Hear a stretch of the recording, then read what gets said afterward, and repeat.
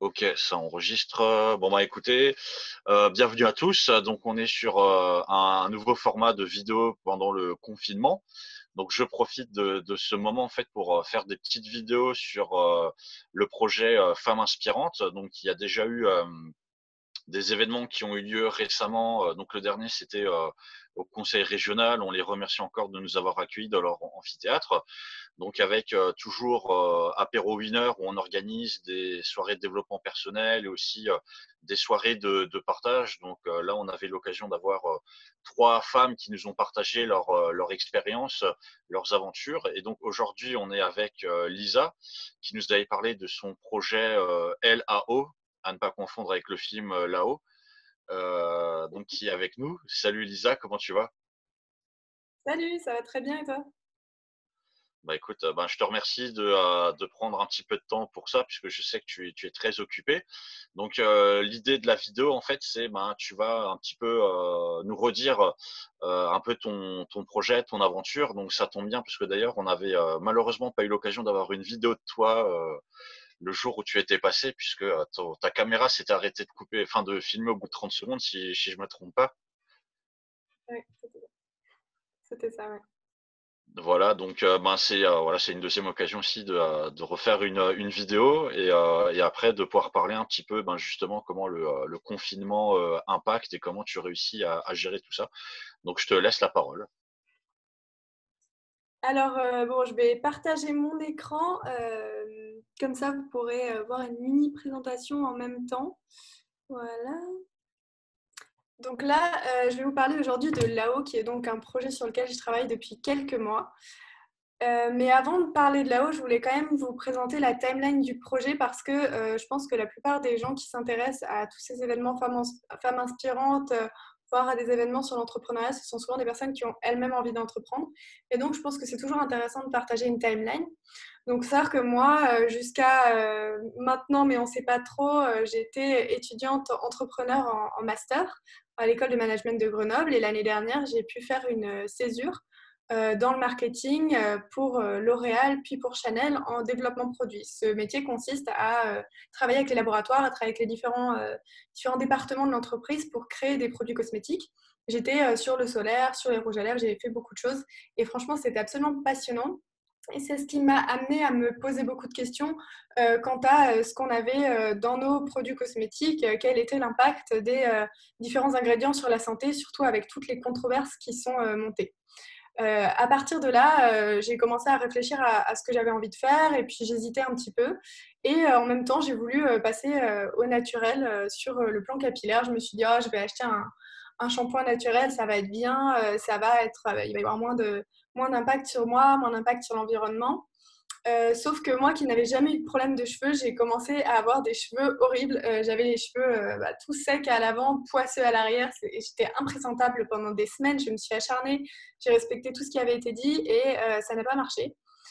Forte de cette déception, j'en ai testé d'autres. J'ai cherché des réponses sur Internet et j'ai découvert qu'en fait, on était des dizaines, voire des centaines de femmes à avoir des problèmes avec le passage au shampoing naturel parce que c'est un produit très complexe.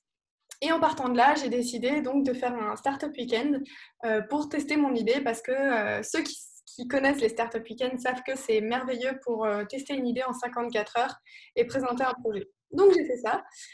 Et puis on a remporté ce Startup Weekend, ce qui était déjà un très bon début pour le projet. Puis on est arrivé en finale mondiale de ce Startup Weekend et on a fait une petite vidéo LinkedIn qui a fait plus de 100 000 vues, ce qui était énorme à ce stade-là du projet et qui m'a énormément donné de contacts, aussi bien des gens qui m'appelaient pour acheter le produit que des gens qui voulaient des coiffeurs, des magasins bio qui voulaient distribuer le produit. Et tout ça, ça m'a donné l'impulsion qui a fait que j'ai eu une micro-communauté qui a commencé à se développer autour du projet et que j'ai décidé de continuer le projet tout simplement. En même temps, j'ai aussi co-créé une ONG dont je reparlerai plus tard. Et puis voilà, après, sur la timeline, le projet s'est fait tout naturellement. J'ai obtenu le statut d'étudiant entrepreneur, choisi un laboratoire, Nathalie qui est à La Rochelle si elle regarde ce live. J'ai choisi les ingrédients avec la communauté, choisi le packaging avec la communauté et l'identité graphique. Je suis en train de la faire avec des graphistes qui s'appellent Ben et Jo. On est en train de bien avancer là-dessus et puis on va pouvoir aussi faire participer la communauté. C'est ça qui est top dans ce projet, c'est que depuis le tout début du projet, on fait participer tout le monde et en fait, on a beaucoup de retours, beaucoup d'avis et ce qui nous a permis en fait des fois de changer d'avis grâce à des avis qu'on a eus, de pivoter, d'écouter vraiment ce que les gens nous disent parce qu'on crée un produit qui n'est pas juste pour nous, qui est aussi pour vous. Et ça, c'est hyper important pour nous. Donc là-haut, c'est, vous l'avez sûrement compris, une marque qui est raisonnée pour l'humain et pour l'environnement et qui fonctionne autour de trois mots globaux qui sont la transparence, c'est très important, l'efficacité et le circuit court. Le concept, c'est donc de créer 2 shampoings. On commence par des shampoings, mais évidemment, ce ne sera pas une marque qui fera que des shampoings. On espère être une marque spécialisée dans le capillaire naturel. Donc, je disais, on commence par 2 shampoings, un shampoing nourrissant et un shampoing purifiant. Ici, vous avez en avant-première les ingrédients et les flacons des shampoings qui n'ont pas été encore révélés à la communauté, donc profitez-en bien. Je suis très, très contente de pouvoir développer ces produits avec tout le monde. Dans les produits, il faut savoir qu'on s'attaque à la triple pollution qui est liée au shampoing, pollution et problématique, on va dire, qui est le sourcing des matières premières, la pollution chimique de la formule et la pollution physique du flacon. Pour le sourcing des matières premières, on a vraiment essayé de trouver d'ingrédients qui France, qui venaient du plus proche de chez nous, pour pouvoir en fait réduire l'impact carbone du shampoing. Et pour avoir aussi des produits de meilleure qualité, parce qu'en fait, en France, on ne le sait pas toujours, mais on a de superbes plantes, on a de super ingrédients. Aussi, on a voulu réduire l'impact chimique de la formule et l'impact sur la santé. Donc, on a banni tous les ingrédients potentiellement controversés, tous ceux qui étaient sujets à débat. Et pour le flacon, comme vous le voyez, on a choisi de travailler sur du format aluminium. Évidemment, on essaye de faire du rechargeable. Pour l'instant, je ne peux rien vous promettre parce que c'est très, très compliqué à faire et des fois, ça fait plus de mal que de bien. Donc, on essaye vraiment de faire les choses bien, mais pour l'instant, on n'est pas encore sûr. Au niveau de la distribution, on va dire qu'on est une marque qui est... on vend en e-commerce directement et on vend aussi aux consommateurs. Donc, on vend, pardon, je me suis emmêlée. On vend directement aux consommateurs sur les sites internet. D'abord, on va commencer par des préventes sur la plateforme de crowdfunding. D'ailleurs, vous pouvez aller sur le site www.laonature.com, vous inscrire à la newsletter et vous serez tenu en avant-première au courant du lancement des shampoings. Et ensuite, après, on aimerait bien être distribué en salon de coiffure et magasins bio et pharmacie en vrac pour réduire les déchets et être au plus proche des consommateurs qui ne veulent pas forcément consommer sur Internet. Comme je vous parlais, on s'attelle à la triple pollution des shampoings et à ça, on a trouvé la triple solution dont je parlais tout à l'heure, donc des ingrédients locaux, une formule biodégradable et un flacon responsable. Oui, mon PowerPoint n'est pas dans l'ordre.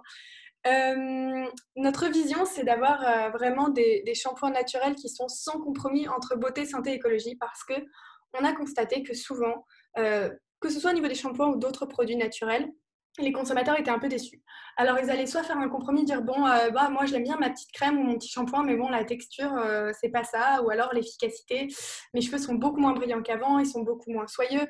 Non, nous, ce qu'on veut, c'est vraiment garder un maximum, trouver le meilleur équilibre entre la beauté, la santé, l'écologie, trouver le parfait compromis qui va faire qu'on pourra consommer sans culpabilité, ni pour soi, ni pour la planète, et surtout qu'on aura un beau résultat à la fin.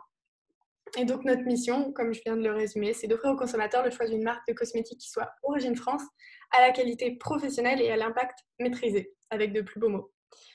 On a bien sûr une marque qui a beaucoup de valeurs et ça, c'est quelque chose qui, en fait, reflète la personne que je suis, en fait, parce qu'une marque, c'est aussi une personne. Et en fait, je suis plongeuse et apnéiste depuis quelques années déjà et très sensible à tout ce qui est protection de l'environnement et surtout protection de l'environnement marin. Et c'est pourquoi l'année dernière, avec d'autres entrepreneurs et d'autres personnes en Alsace, s'ils sont par là, on a créé Octopus, qui est une ONG qui œuvre donc pour la protection de l'environnement marin à travers plusieurs axes, dont la réimplantation de récifs coralliens, la revalorisation de plastique, la sensibilisation, les nettoyages de plage. On fait beaucoup de choses en partenariat avec des gros acteurs et c'est ça qui fait notre force, c'est qu'on met en lien beaucoup d'associations, beaucoup d'acteurs. Et grâce à ça, on arrive à intégrer les gens dans une démarche, surtout les jeunes. Notre but, c'est vraiment de toucher les plus jeunes et de leur donner un moyen d'agir. Et donc, le lien entre Octopus et Lao, c'est que Lao va soutenir Octopus au maximum. Déjà, dans la campagne de crowdfunding, on va avoir un objectif qui sera en rapport avec Octopus, où on pourra financer quelque chose. Pour l'instant, c'est encore un peu secret. Et ça va permettre d'intégrer le consommateur dans une démarche engagée et de faire comprendre aux gens, en plus de leur faire comprendre l'impact de leurs cosmétiques sur l'environnement, aussi bien au niveau des 3 points dont je parlais tout à l'heure, mais aussi leur donner une façon d'agir en fait, à leur façon, à travers leur consommation. Et du coup, petite phrase qui vient de moi, c'est respecter l'humain et l'environnement, c'est un devoir. Pour moi, c'est pas une tendance. L'écologie, c'est pas une tendance. C'est quelque chose qui tout simplement doit se faire parce qu'on ne peut pas continuer comme on continue. Et je pense que beaucoup de gens sont d'accord avec moi, même s'il y aura probablement quelques détracteurs, mais qui ne seront pas forcément ici. Et pour finir, parce que j'aime pas commencer par ça, donc je m'appelle Lisa Verlet, vous me retrouvez sur les réseaux sociaux sous le nom de Lisa Chino, c'est juste mon deuxième nom de famille, il n'y a pas de secret. Le nom de Lao a changé sur les réseaux sociaux, maintenant ça s'appelle lao.care et le site est en travail. J'ai donc un profil en marketing développement produit, comme je vous avais dit, je suis aussi la cofondatrice d'Octopus, comme je vous l'ai dit aussi, et bien sûr plongeuse apnéiste à temps perdu. Voilà. Et si vous avez des questions, comme c'est pas en live, je sais pas. Ouais, alors en fait, on est en enregistrement, mais malheureusement, on n'est pas en live. Je repartagerai l'enregistrement sur les pages. Mais ouais, on va peut-être juste en venir sur deux, trois questions. Donc au vu de la situation du confinement et autres, voilà, tu as partagé justement sur LinkedIn que ben, ça mettait un petit coup de frein au projet. Est-ce que tu peux nous en parler? Comment tu surmontes ça? Ouais, ça a été un petit coup dur quand même il y a 2 semaines parce que j'ai réalisé que, dû à la situation actuelle et après une discussion avec mon laboratoire, parce que ce n'est pas moi qui formule, j'ai pas les compétences pour formuler un shampoing, même si je comprends tout et que je suis très impliquée. C'est un laboratoire qui le fait, qui a malheureusement fermé en fait pendant le confinement. Et donc, comme on avait déjà, je l'ai ici, on avait déjà la version 1 que j'ai reçue juste avant le confinement, heureusement que j'ai pu tester. Mais pour l'instant, on est bloqué sur la version 2. Et moi, maintenant que j'ai fini de tester la version 1, j'ai pu faire mes retours. Donc, on était bloqué jusqu'à la fin du confinement. Maintenant, j'ai pu en parler avec mon labo et on est en train de trouver une autre façon de travailler où on s'occupe du sourcing des ingrédients pendant ce temps pour être sûr d'avoir vraiment les meilleurs ingrédients, de les recevoir et de pouvoir formuler dès la fin du confinement. Donc voilà, on a dû adapter notre façon de travailler, ce qui n'était pas toujours évident. Et puis la deuxième problématique, c'est aussi à quel moment lancer une marque en fait quand il y a une situation mondiale comme ça. Les gens n'ont pas forcément la tête, en tout cas à l'heure actuelle, ça c'est sûr, à acheter des cosmétiques, ce qui se comprend totalement, même si là ce sont des produits d'hygiène. Et peut-être qu'en juin, à la sortie directe du confinement, si ça se fait en juin, peut-être qu'ils n'auront pas non plus la tête à acheter des cosmétiques. Donc voilà, c'est ce moment-là où on continue à travailler comme on essaye de garder le même rythme, tout même en accélérant la cadence, en fait, puisqu'on a plus de temps. Mais on essaye de calculer aussi quand on va lancer sa marque et quel va être le meilleur moment pour qu'elle soit bien accueillie sur le marché. Ok, super. Bah, donc tu restes confiante par rapport à tout ça? Oui, moi je reste plutôt confiante. C'est vrai que j'ai eu un petit coup de mou. Je me disais peut-être qu'on va avoir beaucoup de retard, peut-être que les gens vont se lasser d'attendre parce que ça fait quand même quelques temps que je parle du projet sur les réseaux sociaux, mais au final j'ai été quand même rassurée parce que j'ai eu beaucoup de soutien. Comme tu l'as vu sur LinkedIn, il y a quelques jours, j'ai aussi fait un post pour annoncer que j'ai déposé les statuts de là-haut. Donc ça fait un petit peu kamikaze de créer une boîte au milieu d'une crise mondiale et à l'aube d'une récession. Et ça, je le dis dans mon post. Et je dis aussi, et j'espère vraiment que c'est ce qui va se passer, que j'espère que les Français vont comprendre que maintenant, il faut consommer de façon plus locale, qu'il faut soutenir son économie, qu'il faut consommer moins mais mieux. Et honnêtement, je pense qu'il y a de plus en plus une prise de conscience sur ces sujets-là. Et j'espère que c'est ce qui va se passer directement après le confinement et que dans ce cas-là, là-haut remplira totalement les fonctions d'une marque responsable et française. Bah écoute, ouais, c'est effectivement, on espère tous que ce confinement aura un impact positif au final sur plein de choses. Donc on arrive un peu à la fin de cette vidéo. Est-ce que tu aurais bah, un conseil des idées à donner aux gens justement pour peut-être pour supporter le confinement ou pour se préparer à l'après-confinement, si tu as un petit mot pour de la fin à donner. Alors déjà, je voulais dire que si vous aviez des questions, vous pouvez les mettre sous le post et j'essaierai de retourner sur l'événement ce soir et de répondre peut-être même en direct quand vous le visionnerez. Je répondrai aux questions si vous en avez. Et sinon, je voulais dire aussi que le dernier apéro entrepreneur, on va dire Femme Inspirante, a été super parce que j'ai fait de très belles rencontres et ça, c'est vraiment bien. On est toujours en lien avec presque quotidiennement d'ailleurs avec toutes les personnes que j'ai rencontrées là-bas et ça, c'est top. Et pour s'occuper pendant le confinement, je crois que la meilleure chose à faire, en fait, c'est de se concentrer sur soi. On n'est pas obligé de faire 4 séances de sport par jour, 3 petits gâteaux le matin, des cookies l'après-midi, lire 4-5 livres de développement personnel. Je pense qu'il faut y aller à son rythme. Il n'y a pas de compétition. Et il faut aussi peut-être en profiter pour réfléchir sur soi, sur ce qu'on a envie de faire. Si on a une marque sur quelle est la vraie identité de sa marque, pourquoi on a cette marque, qu'est-ce qui sont nos forces, quelles sont nos faiblesses, comment on peut s'améliorer une fois qu'on va retourner sur le marché. Enfin voilà, je pense que chaque corps de métier peut réfléchir à sa façon de gérer sa clientèle, de gérer ses produits et toujours de s'améliorer en fait. Et même pourquoi pas travailler sa communication parce que tout le monde est en ligne en ce moment, donc c'est le moment d'atteindre les gens en fait. Donc ça, c'est top. Ok, super. Bah écoute, je pense que c'est un très bon conseil pour la fin. Bah écoute, je te remercie d'avoir passé ces quelques minutes avec moi pour tourner cette vidéo. Donc elle sera partagée à 19 heures ce soir sur l'événement et toutes les pages autres. Donc effectivement, si vous avez des remarques, des questions que vous voulez poser à Lisa, n'hésitez pas à commenter en dessous. Elle pourra le voir et elle pourra vous répondre. Et ben, on se retrouve peut-être pour de prochaines vidéos avec de prochaines personnes, puisqu'il y a déjà quelques personnes qui sont intéressées pour aussi venir intervenir.